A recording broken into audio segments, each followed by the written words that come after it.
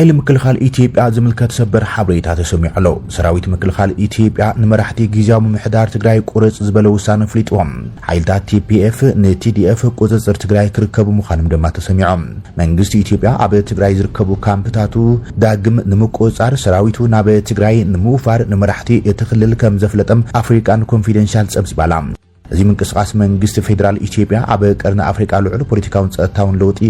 ከም ዝኽልዩ እትጸብጻብ ዘመልከት መንግስት ፌደራል ሰራዊቱን ኣብ ትግራይ ናይ ምእታው ድሌት ከም ዘሎም ንመራሕቲ ትክልል ብግልጺ ዋላኳን ተፍለጠም መራሕቲ ትክልል ግን ፈቃደኛታት ኮይኮንዮም ተሪፎም ይብል ጸብጻብ አፍሪካን ኮንፊደንሻል ነዚ በልምበር ምክትል ፕሬዚደንት ጊዜያዊ ምሕዳር ትግራይን ምክትል አቦ ወንበር ህወሓትን አማኒላ ሰፋም ምስሪዮት ሚዲያ ኣብ ዝገበረ ጻንሒት ክሳብ ሕዚም ካብ ፌደራል መንግስት ዝቀረበ ዝኾነ ይኹን ሕቶ የለን ብምባል ነታ ሓበሬታ ነጽግዎ ከም ዝነበረ كريم اتي تصبصب افريكان كونفيدنشال وسيخو كم زحبرو منግስት ፌደራል ኣብ ትግራይ ዝንቀሳቀሱም ሓይልታት ፖለቲካን በሓባር በመስራሕ ኩነታት ጸጥታ ትግራይን ምርግጋዕን ስራሕቲ ጊዜያዊ ምሕዳር ትግራይን ምጥንኻርን ኣብ ትግራይ መረጻን ምግባርን ጻዕርታት ይገብሩ ከም ዘለው ጠቂሰሎም ስራሕቲ ሓይልታት ጸጥታ ትግራይ ማለትውን TDF ድማ ብሓይልታት ሰላም ትግራይ ወይ ድማ ኣብ ሓራ መሬት ዝንቀሳቀሱ ሓይልታት TPF ንምትካእ መደባት ወጽኦም ይስርሕሎም ከም ዘሎም አፍሪካን ኮንፊደንሻል ኣብቲ ዘርግሖቶ ዜና መልኪታ ዘላም በተወሳኺ ኣብ መንእስያ ትግራይ ናብ አዲስ አበባ ሆይሱም ናብ ዝተፈላለዩ ከባቢታት ናይ መስዳድ ኩነታት ከም ዝረአዩን ኣብቲ ህዝቢ ናይ ኩናት ድሌት ከም ዘለም ወይ ድማ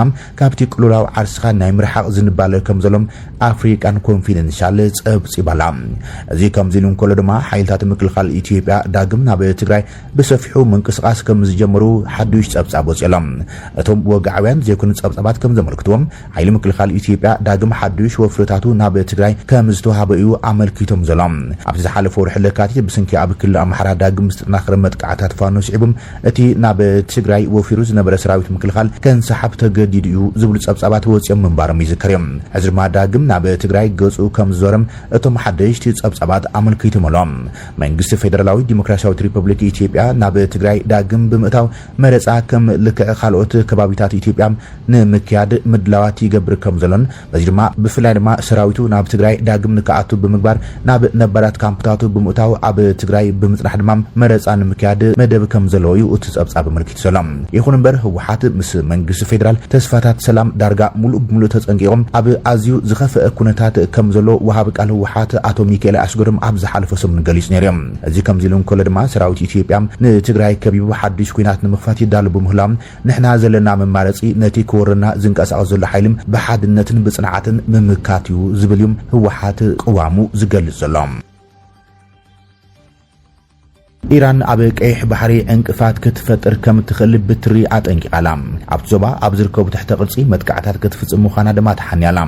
ኢራን ምስ ኣሜሪካ ናብ እግረኛ ዝተሰነየ ውግእ እንተኣትያ ወይ ድማ ኣብ ልዕሊ ግዛኣታት ስጋኣትን ተጋጢሞም ኣብ ቀይሕ ባሕሪ ዝርከቡ ናይ መጓዓዝያ መስመራት ክትዕኑን ኣብ ዞባ ዝርከቡ ትሕተ ቅርጺ ንግዲ ክትወቅዕን ከም ትኽእል ኣጠንቂቃላ እዚ ድማ ዝሰፍሐ ግጭት ከይለዓልዩ ስጋት ፈጢሩ ዘሎ ሓደ ሓላፊ ሰራዊት ኢራን ናይ ውሽጢ ዓዲ መራኺ ብዙሓን ኣብ ዝሃቦ ቃል ኣሜሪካ ናይ ምድሪ ወራር እንተደኣ ጀሚራም ወይ ድማ ኣብ ጥቃ ግዛኣታትና ወተሃደራዊ ጸቕጢ እንተዳም እሒላም ቴህራን ኣብ ቀይሕ ባሕሪ ዝግበር ናይ መራኸብ ምንቅስቃስ ንምዝራግ ስጉምቲ ከም ትወስድ ኣጠንቂቕሎም እቲ በዓል መዚ ወሲኹ ከም ዘሎ ብመንገዲ ሓይሊ ባሕሪ ኣብ ወሽመጥ ፋርስ ወይ ድማ ኣብ ባሕሪ ኦማን ጌርካ ኣብ ልዕሊ ኢራን ዋጋ ንምኽፋል ዝግበር ዝኾነ ይኹን ፈተነ ብዝሰፍሐ ምላሽ ክገጥሞ ኢሎም ጸላኢ ኣብ ደሴታት ኢራን ወይ ድማ ኣብ ዝኾነ ቦታ ግዛኣትና ናይ ምድሪ ስርሒት ንምክያድ እንተፈቲኖም ንሕና ድማ ከም ድንገት ካልኦት ግንባራት ክንኸፍት ኢና ክብልም እቲ በዓል መዚ ተዛሪቡ ዘሎም ንሱ ነቲ ቀይሕ ባሕሪ ምስ ዓለማዊ ናይ ንግዲ መስመራት ዘራኽብ ስትራቴጂካዊ ኣገዳስነት ዘሎም መተሓላለፊ ባብ ኤልመንድ ብምጥቃስ ኢራን ንዕኡ ንምዕጻው ድሌትን ዓቕምን ከም ዘላ ገሊጸሎም በተማሳሊ ኣፈ ጉባኤ ፓርላማ ኢራን መሐመድ ባጋሂር ቃላቢፍ ቴህራን ሓንቲ ካብ ሃገራት ቀይሕ ባሕሪ አንጻር ኢራን ተሰሊፋ ኣብ ኣገደስቲ መሰረተ ልምዓታት ቀጻሊ መጥቃዕታት ክትፍጽም ከም ትኽእል ኣጠንቂቖሎም በተወሳኺ ኣብ ወሽመጥ ዓረብ ጸላእቲ ብደገፍ ሓንቲ ስማ ዘይጠቐሰት ሃገር ዞባም ሓንቲ ደሴት ኢራን ንምሓዝ ይሕልኑ ከም ዘለው ዝገለጸ ቃሊባፍ ሓይልታት ኢራን ንትኹነታት بغربا يكتاتلو كم زلي وسيخ غليصوم ازي نقيح بحري ዝተوሃበ መጠንቀቕታት ዝመጽ ዘሎ ኣብ ማእከላይ ምብራቅ ወጥሪ ኣብ ዝጋደሉ ዘሎ እዋን ኮይኑ ዝኾነ ተወሳኺ ወጥሪ ንዓለማዊ ቀረብ ሰዓትን ንኣገደስቲ ንግዲ ባሕርን ንመስመራቱ ከይዘርጎም ዓቢ ስጋት ፈጢረሎ ኣብ የመን ዝርከቡም ዝበዝሑ ግዛኣታት ተቆጻጺሮም ዘሎም ሓይልታት ሑቲ ድማም ንኢራን ዘሎም ደገፍ ዝገልጹ ዘለው ኮይኖም ብእስራኤልን ኣሜሪካን ኣብ ልዕሊ ኢራን ዝካየድ ዘሎ መጥቃዕታት ደውን ተዘይሎም ዓጽፈይታዊ ምላሽ ንምሃብ ሓይልታት የመን ተዳሊም ከም ዘለውን ኣመልኪቶምሎም ሰራዊት ሱዳን ከበድ ስዕረት ገጢሞ ሰራዊት ሱዳን በወገን ምስ ኢትዮጵያ ዘዳው ከባቢታት ከበድ ስዕረታት ይገጥሞ ከምዘሎም ሱዳን ትሪቡን ጸብጽባላ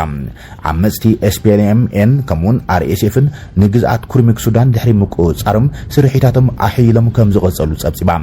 ኪዳን ህዝባዊ ምንቅስቃስ ሓርነት ሱዳን ሰሜን SPLM-ን ሓይልታት ቁልጥፉ ሃብቲ ደገፍ RSF-ን ኣብ ሎም ሐሙስ ኣብ ከባቢታት ደቡብ ምብራቅን ምዕራብን ካብ ርእሰ ከተማ ግዛት ቡልናይል ኤድ ዳማዚን ወታደራዊ ስርሒታት ተስፊሖም ሓደ ምንጭ መንግስቲ እትዞባ ንሱዳን ትሪቡን ኣብዛሃብ ሓበሬታም እቲ ብጆሴፍ ተውካ ዝምራሕ ንመራሒ ዓብድልዓዚዝ አልሒሉ እሙን ዝኾነም ላዕለዋይ ኣዛዚ SPLM-N ናብ ደቡብ ኢትዮጵያ ናብ ዝርከብ ኣውራጃ ጌሳን ገጾም ሓይልታቶም ደፊኦም ኣለዉ ኢሎም እዚ ምልዓልጂ ድሕሪቲ ዓመፅቲ ቅድሚ 3 መዓልታት ነቲ ስትራቴጂካዊ ቦታም ደቡባዊት ከተማ ኩርሙክ ድሕሪ መሓዞም እዮም ኩርሙክን ጌሳን ካብ ኤድ ዳሜንዝን ኣስታት 152 ኪሎ ሜትር ንደቡባዊ ምራቅ ርሒቓ ትርከብ እያ እቲ ምንጪ ጌሳን ሕዚ ኣብ ሓደጋ ሙደቃ ከም ዘላ ኣጠንቂቖም እዚ ድማ ንኤድ ዳማንዚን ንተኻልኣይ ዝዓበይ መሳለጥያ ሃይድሮ ኤሌክትሪክ ሱዳን ዝኾነም ግድብ ሮዘርስን ቀጥታዊ ሓደጋ ከም ዘስዕበ ጠንቂቖሎም ሰበስልጣን መንግስቲ ብተወሳኺ ሓይልታት ዓመፅቲ ኣብ ኣውራጃ ኩርሙክ ኣብ ዝርከብ ከባቢ ሳሊ ብሰብ ኣልቦ ነፈርቲ መጥቃዕቲ ከም ዝፈጸሙን ካብ ደቡብ ናብ ርእሰ ከተማታት ዞባ ከም ዝቐረቡን ጸብጺቦም ዝሓለፈ ሐሙስ RSF-ን SPLM-ን ተጋደልቶም ነታ ካብ ኤድ ዳማንዚን ንምዕራብ ኣብ ኣውራጃ ባው እትርከብ ከተማ ማጋጃ ከም ዝተቆጻጸሩም ዘርኢ ቪድዮ ዘርጊሖም እቲ ተንቀሳቐሲ ስእሊ ወተሃደራት ኣብቲ ከባቢ ህንጻት መንግስቲ ክሕዙ ዘርእዮም ኩርሙክን ጌሳንን በታሪክ ትኹረት ግጭት ኮይነን ዝጸንሐ ኮይነን ኣብ ዝሓለፈ ኩናት ሕድሕድ ኣብ ትሕቲ ጆን ጋራንግ BSPLM ተታሒዘን ቅድሚ ብተረጋጋሚ ብሰራዊት ሱዳን ምምላስን ዝከርዮም ሰብኣዊ ምንጭታት ንሱዳን ትሪቡን ኣብ ዝሃበው ቃል ድማ ኣብ ሓይሉ ከባቢታት ዞባ ሰሜናዊ ናይል ወተሃደራዊ ስርሒታት እናተጠናኸሩ ኣብ ዝኸዱሉ ዘለዋን ምምዝባል ክውስኽ ተጽቢት ከም ዘሎ የመገለይጾም እዚ ከምዚ ኢሉ እንከሎ ሕብራት ሃገራት ኩናት ሕድሕድ ሱዳን ልክዕ ከም ናይ ሶርያ ዝኸፍአ ምስዳድ ህዝቢ የጋጥም ከም ዘሎ መልኪተሎም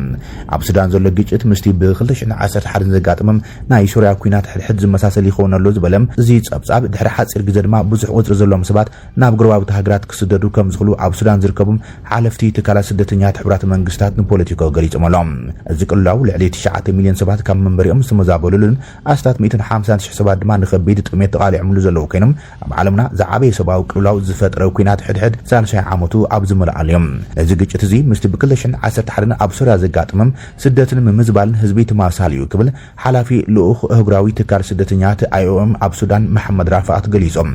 እቲ ግጭት ንምፍታሕ ርኡይ ጻዕሪ ክንደዘይ ተገይሮም ናብ ስግር ዶባትን ካብን ላዕልን ዝኸይድ ዝያዳ ምምዝባል ክትዕዘቡ ትኽእሉ ኢኹም ድማ ኢሎም እዚ መጠንቀቕታ ዝመጽእ ዘሎ ሕብረት ኣውሮፓ ንየማናውያን ሰልፍታት ዝወሃብ ደገፍ ብምውሳኹ ኣብ ማእኸላይ ምብራቕን ኣፍሪካን ዘሎ ኩናት ሓዱሽ ማዕበል ስደተኛታት ናብ ኣውሮፓ ከይውሕዝ ዘለዎም ስጋት ስዒቡ ኣብ ልዕሊ ስደት ጽኑዕ ስጉምቲ ኣብ ዝወስድሉ ዘሎ እዋን እዮም